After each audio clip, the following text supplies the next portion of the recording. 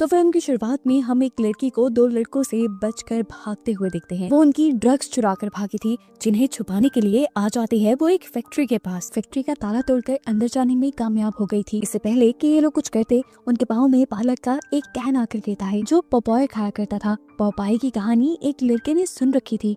अपने आप को कूल दिखाने के लिए उसने पॉपॉय को बोला, अगर तुम अपनी भलाई चाहते हो तो यहाँ से चले जाओ। उसकी बात से पॉपॉय को गुस्सा आ गया। उसने अपना मोटा बड़ा सा हाथ बढ़ाकर उस लड़के को अंधेरे में खींचा और पूरी तरह से चीर फाड़ कर उसकी बॉडी के सारे ऑर्गन्स बाहर निकाल कर फेंक दिए। अपनी जान बचाने के लिए दूसरे लड़के ने लड़की के गले पे चाकू रखकर पॉपॉय को ब्लैकमेल करना चाहा, लेकिन इस लड़के की ये हरकत उसी के ऊपर भारी पड़ गई। पॉपॉय ने लड़की को बचाने के लिए हल्का सा उसका हाथ झटका ही कि उसका हाथ टूट गया। उसके बाद पॉपॉय ने अपने दोनों हाथों के दरमियान में उसका मुंह रखकर उसके पूरे मुंह को जैसे निचोड़ दिया और वो लड़का वहीं मर गया। पॉपॉय ने उस लड़के की काफी मदद की थी, लेकिन लड़की डरकर पॉपॉय से कहती है, तुम तो एक मॉन्स्टर निकले। ये सुनकर पॉपॉय को गुस्सा आ जाता है। इसी गुस्से में उसने लड़की को भी मार डाला और यहाँ पे हमें मूवी का टाइटल दिखाया गया, पॉपॉय द स्लेयर। फिर हम डेक्स्टर नाम के एक लड़के को देखते हैं जिसे पॉपॉय के ऊपर एक डॉक्यूमेंट्री बनानी है उसी फैक्ट्री में जाकर। इस फैक्ट्री को हम पहले भी देख चुके हैं। इस सब में उसकी साथी थी ओलिविया और ये दोनों उस फैक्ट्री में अपने 3 और दोस्तों के साथ जाने वाले थे। फैक्ट्री के अंदर हम फैक्ट्री के मालिक लेक्स को देखते हैं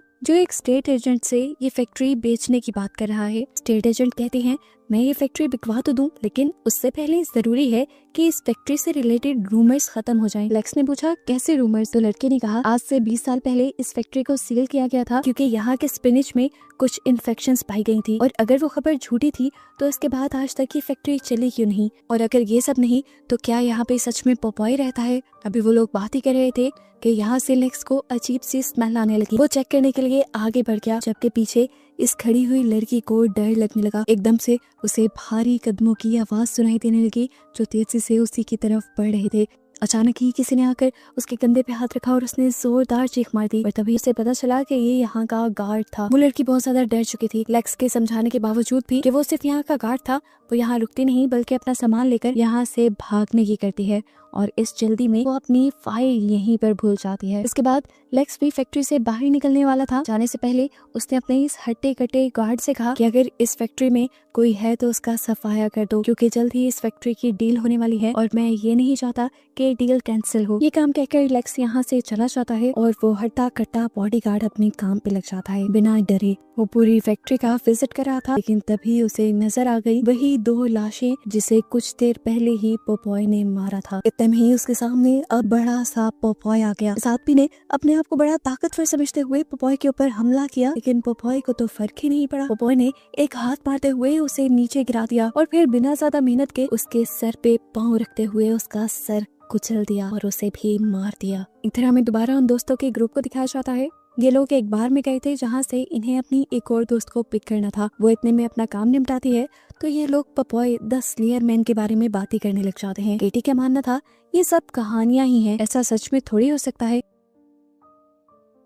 इनकी बातें पीछे बैठा एक बूढ़ा आदमी भी सुन रहा था जो इनसे कहता है, तुम इन बातों को मजाक नहीं समझो। उस फैक्ट्री में सच में आज भी पॉपॉय द स्लेयर मैन जिंदा है और वो वहाँ अपने प्यार का इंतजार कर रहा है। अगर तुम सबको अपनी जान प्यारी है तो वहाँ बिल्कुल मत जाना। इनकी इन्हीं बातों के दौरान यहाँ पर केटी का बॉयफ्रेंड और उसके कुछ आवारा दोस्त भी आ गए। उसके बाद ये सब लोग मिलकर फैक्ट्री के लिए निकल जाते हैं। फैक्ट्री के पास जाते ही ओलिविया को फैक्ट्री की विंडो पे कोई खड़ा हुआ दिखाई दिया जो कि पॉपॉय ही था, लेकिन पलक झपकने जितने वक्त में वो वहाँ से गायब हो गया। अभी फैक्ट्री पे तो ताला लगा हुआ था। डॉक्यूमेंट्री बनाते कैसे? ये लोग ताला तोड़ने का डिसाइड करते हैं, लेकिन उसकी जरूरत ही नहीं पड़ती क्योंकि ओलिविया 1 ही मिनट में ये ताला खोल देती है, ऐसे जैसे उसका ये रोज का काम हो। फैक्ट्री के अंदर आने पर हम देखते हैं कि केटी के पास उसके बॉयफ्रेंड की कॉल आती है जिसे वो उठाने के बजाय काट देती है, और ऐसे उसका बॉयफ्रेंड गुस्से से पागल होने लगता है। उसके जहन में पता नहीं क्या चल रहा था, लेकिन उसके दोस्तों ने उसके गुस्से की आग पे तेल का काम किया और कहा कि कहीं तुम्हारी केटी और डेक्स्टर रिलेशन में तो नहीं। अगर ऐसा है तो हमें उन्हें फैक्ट्री में रंगे हाथों पकड़ना चाहिए। ये सोचते हुए ये तीनों भी फैक्ट्री के लिए निकल गए। यहाँ पर क्योंकि अब इन्होंने डॉक्यूमेंट्री बनानी थी तो एक साथ रहकर ये काम कर नहीं सकते थे। केटी को ये मॉनिटर पर बिठा के गए। डेक्स्टर और ओलिविया एक तरफ कैमरास लगाने गए, जबकि उनके बाकी 2 साथी दूसरी तरफ देखने के लिए चले गए। ओलिविया और डेक्स्टर कुछ मिनट के लिए तो डर जाते हैं क्योंकि बार बार इनके सामने एक कैन आ रहा था, पोपॉय द सेलर मैन वाला पालक का कैन, जिस देखकर अब ये घबराने लगे। लेकिन कुछ ही देर में उन्हें पता चल गया कि इस फैक्ट्री में कुछ कबूतर हैं जो ये कैन्स उनके सामने गिरा रहे थे। अभी उन्हें फिलहाल इसी बात पे भरोसा है कि पोपॉय यहाँ नहीं है। हालांकि वो ये बात नहीं जानते कि पोपॉय अपनी सिगार जलाए इनके पीछे ही खड़ा था। हम देखते हैं कि डेक्स्टर जगह जगह कैमरा सेट कर देता है, जिन कैमरास में पोपॉय कैप्चर भी होता है। लेकिन केटी अपने फोन में इतना बिजी थी कि उसने फुटेजेस पर ध्यान ही नहीं दिया और उसे पोपॉय के बारे में पता भी नहीं चला। इतनी ही देर में हमने देखा वो स्टेट एजेंट भी यहाँ वापस आ गई, जिसके सुबह डॉक्यूमेंट्स यहाँ रह गए थे। डॉक्यूमेंट्स निकालते हुए उसके सामने आ जाती है उस गार्ड की लाश, जिसे वो सुबह जिंदा देख कर गई थी। लाश के मुंह का इतना बुरा हाल था कि उसकी चीख निकल गई। वो अब पीछे मुड़ी तो उसके सामने भी पोपॉय द स्लेयर मैन था, यानी उसकी मौत उसकी आंखों के सामने थी। अपने आप को बचाने के लिए वो यहाँ से भागती है और एक रूम में छुपने की नाकाम कोशिश करती है, लेकिन उसके बाल दरवाजे से बाहर रह जाते हैं, जिन्हें पकड़कर पोपॉय इतनी जोर से खींचता है कि उसका स्कैल्प तक उतर जाता है। दर्द से उसका इतना बुरा हाल हुआ कि वो वहाँ गिर पड़ी और पोपॉय फिर उस कमरे में आ गया और उसने इस लड़की को उठा लिया। पोपॉय उसे पालक कटने वाली मशीन में डालकर उसका कीमा बना देता है। यहाँ हम देखते हैं कि डेक्स्टर और ओलिविया यहाँ के ऑफिस में पहुंच चुके हैं और बातों ही बातों में ओलिविया डेक्स्टर को बताती है कि वो इस टाउन को छोड़कर सालों पहले चली गई थी और अभी कुछ ही अर्सा पहले वापस आई है किसी खास काम के लिए। खैर इस टाइम जरूरी था यहाँ से वो डॉक्यूमेंट्स इकट्ठे करना जो इस फैक्ट्री के पास्ट और इससे जुड़े मिथ्स के बारे में बता सके। प्रॉब्लम वही था, चाबी फिर इनके पास नहीं थी, लेकिन ओलिविया यहाँ पे दोबारा अपना हुनर दिखाती है और बगैर चाबी के सारे ड्रॉर्स खोल देती है। इन्हीं ड्रॉर्स में से उन्हें एक रिपोर्ट मिलती है जिससे उन्हें इस फैक्ट्री का सच पता चलता है कि इसे सील इसलिए किया गया था क्योंकि यहाँ की स्पिनिच कैंस में जहरीली चीजें पाई गई थी। एक खास किस्म के जहरीले बैक्टीरिया यहाँ की स्पिनिच कैंस में मिले थे। डेक्स्टर हैरान हो जाता है कि इतनी बड़ी बात और न्यूज में छपे ही ना। तो ओलिविया बताती है कि लेक्स आधे से ज्यादा शहर का मालिक है, उसकी पहुंच बहुत ऊपर तक है। ये बात कवर करना उसके लिए बड़ी बात नहीं थी। अभी वो ये सब बातें ही कर रहे थे कि उनके बाकी दोनों साथी भी इसी रूम में आ गए और ये चारों अब एक साथ आगे बढ़े। एक ऐसे रूम में गए जहाँ दीवारों पे एक पोएम लिखी थी। इस पोएम को लिखा गया था पोपॉय द स्लेयर मैन से सबको डराने के लिए। इसमें लिखा था कि अगर तुम्हें करीब से धुएं की स्मेल आए तो अपने आप को बचाओ और अगर तुम डरे तो समझो कि पोपॉय के हाथ तुम मारे गए। इधर हम देखते हैं कि अभी तक फैक्ट्री में जॉय और उसके दोस्त भी आ चुके थे। गुस्सा उसका अरूज पर था, जबकि यहाँ पोपॉय आ गया था केटी के पास। केटी जो बिल्कुल अनजान थी, एकदम से पोपॉय को देखने पर उसने जोर से चीख मारी और अपनी जान बचाने के लिए यहाँ से भागी। वो जॉय से टकरा गई। इससे पहले कि वो जॉय यानी अपने बॉयफ्रेंड को कुछ भी बताती, गुस्से में जॉय उसकी कोई बात नहीं सुनता और उसका फोन पकड़कर ही तोड़ देता है। पोपॉय अब इनके पीछे भी आ जाता है। पोपॉय को देखकर इन तीनों में से एक लड़का शोखा बन के जल्दी से पोपॉय के सामने आता है और अपना चाकू उसके कंधे में स्टैब कर देता है। लेकिन इतने छोटे मोटे हमलों से पोपॉय का कुछ होने वाला नहीं था। जिस लड़के ने किया था पोपॉय उसकी पकड़कर आंखें ही बाहर निकाल देता है। कि देखकर जब दूसरा लड़का सामने आया अपनी गन लिए तो पोपॉय ने हल्का सा झटका देकर उसका हाथ ही तोड़ दिया। कि देखकर डरकर वो लड़का यहाँ से भाग गया और साथ में जॉय यानी केटी का बॉयफ्रेंड भी अपनी दोस्त को यहाँ अकेला बनने के लिए वो छोड़ गया। लेकिन हैरत की बात ये थी कि पोपॉय ने अभी तक केटी को कुछ नहीं कहा। यहाँ हम देखते हैं कि वो लड़का जो बाहर भागा था वो जल्दी से अपनी कार में बैठकर यहाँ से जैसे ही भागने की कोशिश करता है तो कार आगे ही नहीं बढ़ती। वो पीछे देखता है तो पोपॉय उसकी कार को पीछे से उठाए हुए था। ये देखकर वो डर गया। कार से बाहर निकलकर वो भागा तो पोपॉय भी उसके पीछे भागा और एक एंकर मारते हुए उसे पकड़ लिया। इस एंकर की वजह से उसकी मौत हो गई थी, लेकिन पोपॉय ने उसे ऐसे छोड़ा नहीं। उसकी मौत को वो भयानक बनाना चाहता था।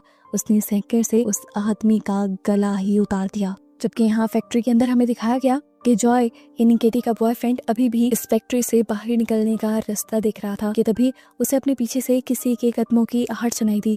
उसे लगा ये पोपॉय है। बगैर सोचे समझे उसने गोली चला दी, लेकिन ये तो केटी ही थी। गन की आवाज सुनकर पोपॉय यहाँ आ गया। यहाँ जॉय एक और मर्तबा पोपॉय को देखकर केटी को यही मुसीबत में छोड़कर भाग गया। यहाँ अब ये चारों दोबारा दो दो के ग्रुप्स में डिवाइड होकर केटी को ढूंढने के लिए लग जाते हैं। इनके दो साथियों को यहाँ पर एक लाश भी मिल जाती है, जिसे देखकर ये लोग डर जाते हैं और फौरन पुलिस को कंप्लेन करने का डिसाइड करते हैं। अभी ये लोग ये सारी चीजें सोच रहे थे कि इनके सामने दोबारा से पोपॉय आ गया। पोपॉय से बचने की कोशिश में ये लोग भागते हैं तो गलती से लड़के का पाँव किसी चीज में फंसकर वो नीचे गिर जाता है। इस एक्सीडेंट से उसे ज्यादा चोट तो नहीं आई थी, लेकिन उसका पाँव एक नेट में फंस गया था। अपना पाँव आजाद करवाने के लिए वो जैसे ही इस नेट को हिलाता है तो उसके ऊपर पड़े कुछ सरिये के पीस उसके जिस्म पे आकर गिरते हैं और स्टैब हो जाते हैं, जिससे इस लड़के की यही उसकी साथी के सामने मौत हो जाती है। वो लड़की इसलिए भी ज्यादा घबरा गई थी क्योंकि उसका सारा खून इस लड़की के मुंह पे गिर गया था। अभी भी उसके पीछे पोपॉय था,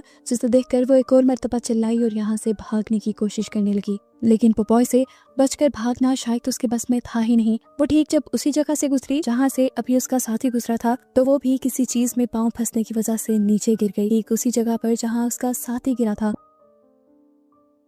वो अपने साथी के ऊपर गिरी और उस लड़के के अंदर के सरिये उस लड़की के अंदर भी स्टैब हो गए और वो भी मारी गई। यहाँ दिखाया जाता है कि ओलिविया और डेक्स्टर जो इन सारी चीजों से अनजान है, वो एक ऐसे कमरे में पहुंचते हैं जहाँ पर बहुत सारी स्पिनिच कैन्स हैं और वहाँ पोपॉय और उसकी फैमिली की पिक्चर्स भी हैं। यहाँ पर हम पोपॉय के असली फॉर्म को देख पाते हैं। यहाँ पर कुछ खिलौने भी थे, ये पोपॉय की बेटी के थे। कुछ न्यूज़पेपर कटिंग्स भी यहाँ पर पड़ी थी, जिनसे इन्हें पता चलता है कि असल में पोपॉय की वाइफ इस फैक्ट्री के अंदर काम करती थी और उसी ने स्पिनिच के जहरीले होने वाली बात लीक की थी, जिसके बाद से ही ये फैक्ट्री बंद हो गई और फिर पोपॉय की वाइफ का कुछ पता नहीं चला। लेक्स ने उसे मरवा दिया। पोपॉय जो उसके प्यार में पागल था, वो उसे ढूंढने के लिए इसी फैक्ट्री में रुक गया। वो आज तक अपनी वाइफ को ढूंढ रहा है, इसी फैक्ट्री में रहकर उसका इंतजार कर रहा है। इस फैक्ट्री में जिंदा रहने के लिए वो वही जहरीला पालक खाता है, जिसकी वजह से उसकी बॉडी डिफॉर्म हो चुकी है, म्यूटेट हो चुकी है और अब वो एक मॉन्स्टर की तरह का इंसान बन गया है। सारी कहानी सुनने के बाद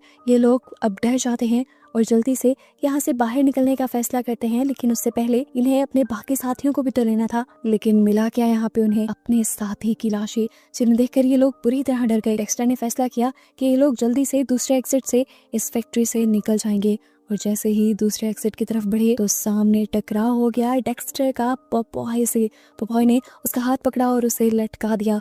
उसकी इतनी सी ही मूव से डेक्स्टर का हाथ टूट गया।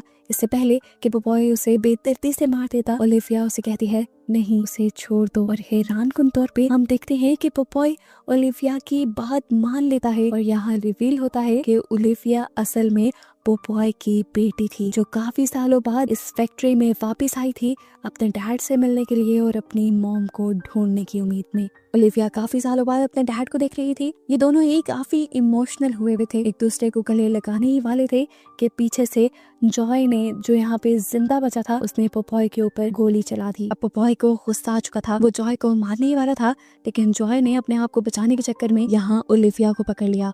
लेकिन यही मूव उसकी सबसे ज्यादा गलत। उसने पोपॉय की बेटी को पकड़ा था गुस्सा बढ़ाने के लिए, बस ये काफी ही था। जिस हाथ से उसने पोपॉय की बेटी को पकड़ा था, पोपॉय उसका वही हाथ खींचकर तोड़कर अलग कर देता है और फिर उसके इसी हाथ से उसे सजा देता है, उसे मार मार कर खत्म कर देता है। जब तक पोपॉय ये सब कर रहा था, ओलिविया डेक्स्टर को लेकर यहाँ से बाहर निकल आती है। बाहर जाते ही इन्हें जख्मी केटी भी मिल गई, जिससे गोली लगी हुई थी। अब तक यहाँ पर पुलिस भी आ चुकी थी, जिसे केटी ने ही बुलाया था। पुलिस वाले जब इनका बयान लेने लगे तो ओलिविया ने पोपॉय के बारे में नहीं बताया, बल्कि यहाँ झूठ बोल दिया कि किसी पागल आदमी ने ये सब किया है। पुलिस जब उस आदमी के बारे में पूछती है तो ओलिविया एक और झूठ बोल देती है कि वो आदमी वहाँ से भाग गया, जबकि हमें दिखाया जाता है कि पोपॉय अभी भी विंडो से उन्हें देख रहा था और वो जानता था कि ओलिविया दोबारा उससे मिलने जरूर आएगी, क्योंकि लेक्स की फैक्ट्री में एक और मर्तबा इतना बड़ा हादसा हो गया था तो बहुत सारी बातें बनने लगी। डील भी उसकी कैंसिल होने वाली थी। इसी टेंशन में वो अपनी फैक्ट्री में आया